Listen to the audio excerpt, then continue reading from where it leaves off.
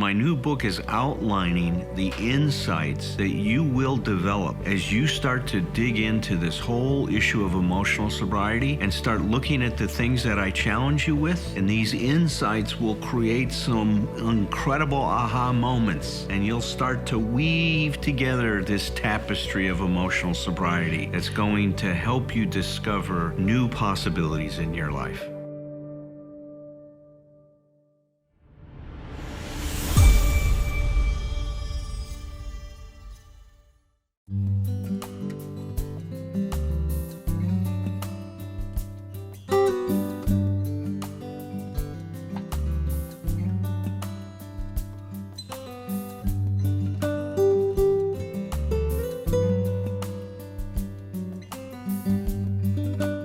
When we take the first step and we talk about owning that our powerlessness and that our life has become unmanageable, when we put on the lenses or on the lens of emotional sobriety, we see that the powerlessness we're talking about is this powerlessness to control life and to try to force it to conform to our expectations.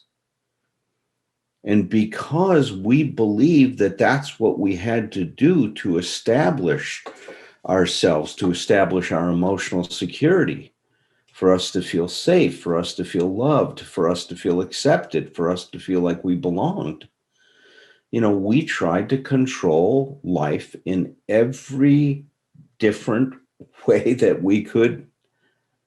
We became I think incredibly skillful at manipulating our environment. If you think kids don't have a lot of power, just come and watch my 3-year-old manipulate the hell out of me. My God, she's incredibly good at getting me to do what she wants me to do. Even whether it's putting on that cute little smile or just throwing a tantrum for 15 minutes to the point where I can't tolerate it anymore. And so I cave in, and I'm reinforcing that behavior. But so this first step is we see that there's a way that we've been living our life that just doesn't work. So that's that first step. It creates this crisis of our personal limitations, that have this behavior, it's not working. And we realize that it's really, creating a hell of a lot of trouble in our life, but we don't have anything new to grab onto. We don't have an alternative yet. And so we fall into this existential crisis, and that creates an existential anxiety. We need something that's going to solve it. And this is what's so great about the steps, is they create this charge, right? This energy that is really moves us and prepares us for what's going to happen in this next step. And in that second step, we get hope that there is another way to live our lives, a way that can create emotional freedom, that can create a real deep sense of emotional security. But it's not based on our old ideas. It's not based on what we've been doing. It's based on discovering a new possibility. So our hope is grounded in the fact that there's a new possibility, a new way of living our life, a new way of being that we don't know anything about yet. So while that second step resolves the crisis that was created in step one, it also now generates this energy that says, wow, I want that. I want something that's going to work better. I would love to discover that. What do I need to do? So it creates another charge, right? And that's when step 3 comes along. And in step 3, we make a commitment to really devoting ourselves, committing ourselves, disciplining ourselves to figure out what we can do differently. And that's what happens in step 3. So step 3 resolves that charge that was created in 2, but now it creates another charge. I've made a commitment. Now what do I do? So step 4 comes along and says, okay, well, we're going to test your commitment. Here it goes. Let's see what you're going to do. You're going to have to sit down and you're going to have to get honest with yourself like you've never been before. You're going to sit down and take a look at who you are, and more importantly, take a look at who you're not. Because it's who we're not that is causing us problems. Remember, I talked about it as that our development creates holes in our functioning. And now we start seeing those holes. We start to realize that we're more like Swiss cheese than a block of cheddar cheese, right? We've got all these holes in us. And that's, you know, such an important part, you know, as we talked about, that the paradoxical theory of change says that you can't change who you are until you own what you're doing. So that's what we're on the quest of. So now we see this, we start to get honest with ourselves. Once again, it's not just about being honest with ourselves, but life is about relationships. It's about being in relationship to others. And so that's what happens here is now we turn our, you know, what we've learned about ourselves and we share it with someone. I talked about it's important to pick a person that's an enlightened witness that can give us feedback, that can help us understand what we're discovering and extend that discovery in certain important ways. And so we now share, maybe for the first time in our life, we let someone really see who we are. We experience an incredible deep level of vulnerability, which becomes so important in this quest to achieve emotional sobriety. All right. People have talked about intimacy as letting into me, I let you see, right? That's what we talk about is intimacy. Into me, I let you see. And so we've experienced that. But now, once again, letting somebody else see that is just part of the change that we're creating, part of owning who we are and being able to share who we are and not let our shame and all these other ideas that we have in our head about who we're supposed to be stop us. And as we're going along this quest, we're realizing that our big part of our problem is these expectations that have grown out of our emotional dependence. And as I said before, kind of the path is that our emotional dependence then generates these claims and demands. These claims and demands turn into a set of expectations. Those expectations turn into unenforceable rules. And today we're going to see that the unenforceable rules end up being crystallized into what we're going to call should demands. Should demands. That's what they do. We have these should demands on how we should be, how life should be, how others should be. But when we put them into the framework of a should, we give them a certain degree of authority that we never think to question. They just become guides to our life that go uncritically examined. And as you're going to see, that the wonderful thing that's happening in step 8 is an ability to look at those should demands and to finally start to digest them and break them up so we can take a look at is this really a rule, an idea that I want to have that's governing my life? Does it really make sense for me? And when I say, does it make sense? Does it nurture me? Does it nourish me? Does it help me become what I can be? Or is it toxic? And does it diminish my possibilities? Should demands diminish our possibilities? They do not enhance our realization of those possibilities. So now we take a look at this stuff. 6 and 7 is all about that stuff. Kind of, you know, getting ready to make these changes, right? And then committing ourselves to make them. And now step 8 comes along and says, okay, just like once we made a commitment to discover this new way of life, step 4 comes along. Okay, here's what you need to do is make an inventory. Now step 8 comes after step 7 and says, all right, now you need to make a list of all the people you've harmed. This becomes essential. Listen to what Bill says that happens in step 8. He says, it is necessary that we extricate from an examination of our personal relationships, of our personal relations is the way he says it, every bit of information about ourselves and our fundamental difficulties. We're going to come back and talk about this because that's what we're going to focus on tonight. What is our fundamental difficulty? He goes on to say, since defective relations with human beings have nearly always been the immediate causes of our woes, including our alcoholism.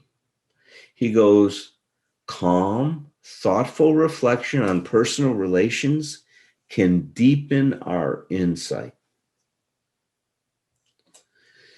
Our fundamental difficulties, he says, extricate from an examination of our personal relationships, every bit of information about ourselves and our fundamental difficulties. So when we sit down and make a list of all of the people that we've harmed, we're doing so to try to understand what these difficulties are.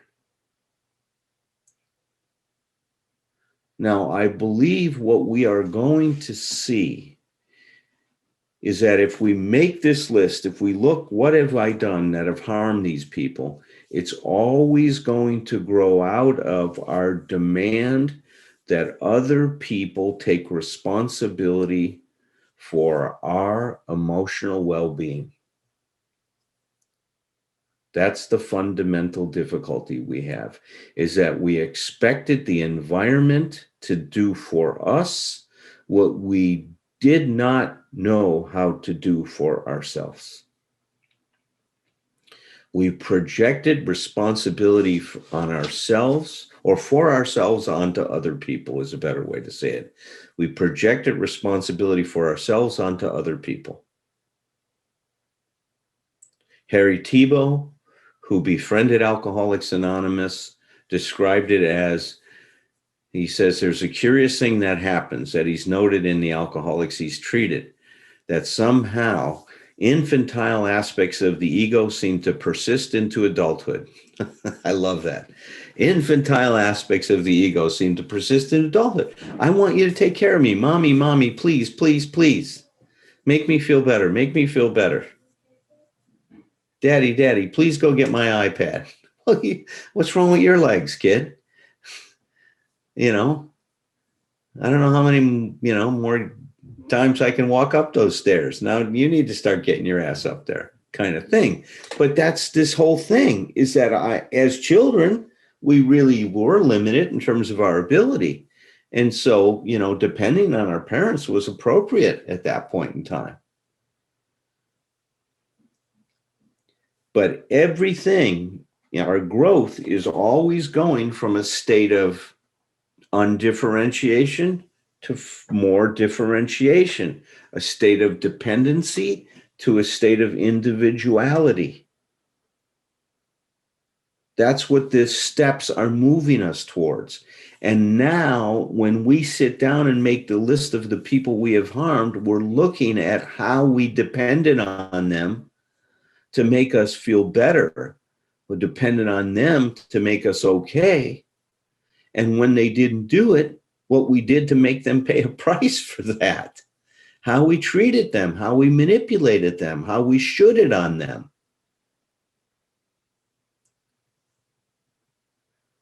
This is a tall order, because we've really got to keep at bay this part of ourselves that we've used so many times to play what I like to think of, and that Fritz Perls describes as a futile self-improvement game. Well, if I beat myself up over what I've done wrong, then somehow I'm absolved of my crime because I punished myself enough. Well, beating ourselves up doesn't change anything. We don't learn from that. Shaming ourselves, criticizing ourselves, shooting on ourselves, all those things, and feeling guilty, there's an appropriate level of guilt. I'm wrong. I need to see what's going on here. What's this about? But, saying I'm a bad person isn't going to help me become a better person. I become a better person when I start to really take a look and get honest with what's going on. Extricating every bit of information we can from our mistakes. See, that's a very different way of being than the way we've functioned up to this particular point in time. So as you can see, the steps are getting us to get more and more specific in what's going on so we can get more and more honest with ourselves. We've gone from a general position of powerlessness and unmanageability to now specifically looking at what we've done to hurt other people. No growth is possible without you getting down to these specifics. You cannot grow if you keep everything in a very general sense or concept. It's got to come down to the nitty gritty in terms of what did I do? What was my behavior? What was my demands? Or what were my demands? So this is an incredibly important step in terms of our growth and our development, because there's nothing that's going to shine a spotlight on the issue that we need to address like this step 8. So that's all I want to say about step 8 for tonight. We'll continue this discussion next week. I will now turn over the rest of the discussion to Thom and to Roger. Yeah, turn it over to a lower power.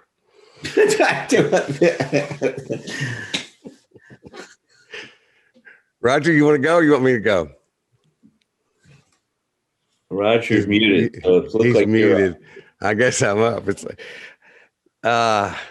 punishing, man. When you were talking about how we what we do to people who don't do what we need. I was the punisher. I could punish people, and I could do it. I was so good at it. I could do it by punishing myself. It's like I would be so pitiful, and I would make it very clear that it was their fault that I was so pitiful that I could bring people to tears. I mean, it was so I was really good at it, and it was horrible. And that's what brings us to step 8, which is to me, step 8 is time to be an adult. It's time to step out. We're talking about emerging to step 7. It's like, no, it's time for me. Step 8 was all about, I've told the story in my inner child work of, when Bedford Combs, asked me to say to my inner child, I am the parent that you've always been waiting for. And I was silent for 20 minutes at least before I could even speak the words. And when I did speak them, I was in the fetal position crying and snot flying everywhere for the next 20 minutes because of that part of my healing. But and that's one part of being an adult. A big part was taking care of me, taking care of and the best metaphor I know for that is taking care of the inner child. But this one is the first thing. I didn't know it at the time, but I look back at it and I realized this is my first experience with focusing on integrity, and realizing that, one of, they say the exact nature of our wrongs. I always think that needs to be plural, the exact natures of my wrongs. And one of the natures of that was I was in a constant process of a PR campaign for myself. It's like, I think about how important it is for me nowadays to feel good to feel self-respect, to feel like I've done the best I can do with something, or been as upfront and honest and as clear and as fair as I can be as a human being. And I look back and realize that those were not the kinds of thoughts that even occurred to me in those days. That recovery self of mine was not there, was not present, was not either that, or was an atrophied muscle somewhere in there. It was always about covering my ass, and it was always about being sure everybody thought I was a great guy. And that was what it was all about. It was, and if I was doing something good for somebody, it was generally, not always. I wasn't not the most horrible human being in the world, but it's like it usually was to benefit my own image. I had what women could tell us about how it is for women, but I can tell you about this for men. Many of us have a very serious case of the white hat addiction. We cannot stand to see ourselves and think of ourselves as anything but the good guy, the hero of the story. And the truth is, nobody's that all the time. We're not. It's like, I was always, it was very, very difficult for me when people would see me as anything other than the good guy. So I want to give two examples of just becoming an adult, and then I'll shut up and let Roger tell us something wise. So you have a few minutes to prepare, Roger, a couple of minutes at most. The first one was the very first person that, my first sponsor, one of the things, he's the one that I always like to quote is saying, AA has 12 steps of recovery. One mentions alcohol. The rest of the basically 11 and a half of them are about how to become a better person, how to be a better human being. And that framed my approach to this recovery from the very, very beginning. And I can't repeat that often enough. And one of the things that he talked about was just the importance of integrity and responsibility. And when we got to step 8, it was about, rank ordering some things. Let's take a look at who you've hurt the most. And so the very first person, one of the things he told me was another piece I would say that he gave me was really good. Back in those days, we did letters of amends, and we didn't have machines, so we had these mailboxes, and we put paper in envelopes, and then we dropped it into the envelope with a stamp on it. And it was one of the harder things that he said to me at the time was a couple of those letters I'd written. He said, now you're finished with this step with this person when you let go of the envelope and it drops into the mailbox. In other words, it's not about the response. Because that's the PR campaign. That's what I want. It's like there's a part of me that go like, no, I want them to. I wanted them to tell me how cool I was that I was doing this. I didn't know that at the time, but I look back at it again as I circle back around and realize, oh my God, I'm still doing this thing. It's so ingrained. But I always remembered that the idea that this is something we do for ourselves. It's something we do. We hope that it's useful to somebody else, but it's like, that's not the point. The point is that it's my conscience that I'm cleaning. It's my conscience that I'm responding to. And I need to do that. The first person I wrote one of those letters to was my first wife, my ex-wife at the time. Because I was, I won't go into the details of that, but basically because I did the thing that just gets on my last nerve anytime and that is, I was the one who wanted to get out of the marriage. But what I did, instead of actually saying that, I just became dead weight and an asshole. Alternatively, back and forth until the person. This is the tragedy. It happens way too often. The person who wanted the marriage to work, the person who was willing to work on the marriage, had to take the marriage out back and shoot it, because her level of self-care, she had to eventually get to the idea where she was listening to my behavior, not to my words. And she did that. And I made her do that because of how I was. And that was the first letter of amends I ever wrote. And we've had many conversations through the years since then, but it's very dear to me, that just the fact that I did that. Later, her responses, but it was so important for me to do that. I think it was one of my first acts as an adult. And because of time, I'm another example. I'll leave that for another time. So we'll talk about 8 for a while, and just say that. And I just want to say, just as a member of this group, I'm grateful for the group today. I really needed recentering. I got very wrapped up in a lot of busy stuff, and I've been kind of just running 90 miles an hour for the last couple of days. So I was very looking forward to getting back here, and it's helping me feel centered to be here. And I think it's a perfect time to remember that as an adult, that my main job is taking good care of myself. So I just need to say that out loud. So Thank you. Thank you for what you said, Alan. It's good stuff. Thank And you. good to see you again, man. I miss you. I'm back. I haven't disappeared yet. So. All right. All right. I know you've been busy. Oh my goodness. Hey, Roger. Hey, Thom. Pretty clever of me, huh, Thom? To leave that mute button on as a way of getting you to very go good. first, man. Very Wasn't good. that? I wish I was smart enough to do that instead of just overlooking it like I usually do. Thom, I got to tell you, man, your commitment to being you and the authenticity that you show so consistently. I love that about you, man. I absolutely love that about you. And you, to me, man, you personify self-acceptance, which is a big theme in my work and in my life. But you personify it, man. And I can tell you've just done tons of work to get to a place of acceptance toward a lot of this stuff.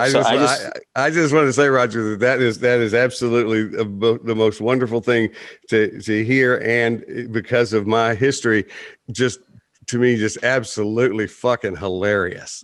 You know, that is you know, let's go back in time and tell a younger version of me that somebody's going to tell me that.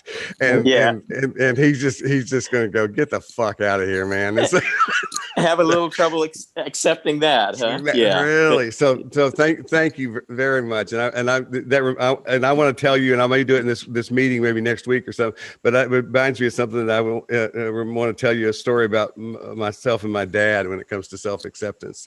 Okay. I pray it means a lot to me that you said that. Thank you. You're welcome, man. You're welcome. So just a couple other thoughts in addition to what you and Thom shared out. To me, the first step toward, becoming more emotionally sober and looking at my unreasonable demands and expectations is to become aware of them, right? And that's the hardest step by far. We all have so many blind spots. I've been learning the last few years that my expectations show up in my reactivity to people and situations. And believe me, I am loaded with them. When I'm out on the street and, somebody makes a left turn from the right lane where they're not supposed to be turning, I react. Somebody does this I don't think is right, I react. Somebody does that, it's endless, everybody. And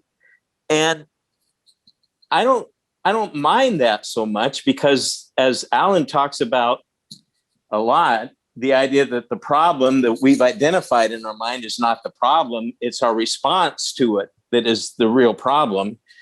And so I noticed that a lot of my reactivity and a lot of my judgments and a lot of that kind of stuff, it hasn't changed all that much over the last decade or two.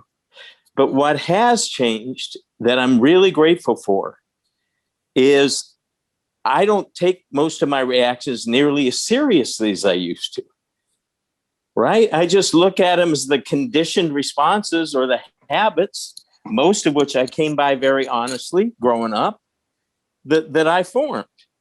But I don't think the game is about getting rid of expectations so much as not letting them run us, and not letting mine run me. And then the demands that go with those expectations. So for me, becoming aware of them, and again, it's my irritability, my angriness, my hurt feelings, I did this for you, you damn well better reciprocate that for me.